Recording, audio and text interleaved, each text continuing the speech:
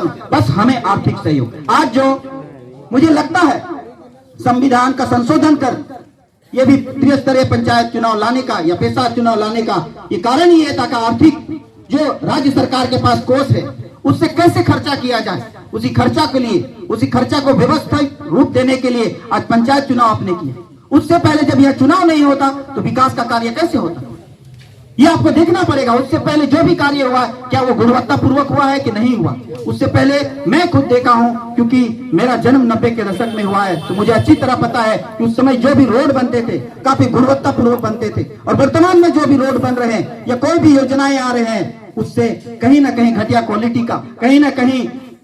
आम जनों का हित नहीं हो रहा। इसीलिए मेरा निवेदन रहेगा राज्य सरकार से कि अविलंब 5वीं अनुसूचित जनजातीय क्षेत्र में त्रिस्तरीय पंचायत चुनाव को रद्द करे और आदिवासी स्वशासन व्यवस्था को लागू करे। इससे आदिवासियों को लगेगा कि भारतीय संविधान को बनाने में जो हमारी मुख्य भूमिका रहा, भारत को स्वतंत्र करने में जो हमारी भूमिका रहा, उस स्वतंत्र के बदले, उस आजादी के बदले, उस लड़ाई और बलिदान के बदले आज हमें स्वशासन व्यवस्था को मजबूत कर राज्य सरकार हमें मान्यता प्राप्त कर रही है।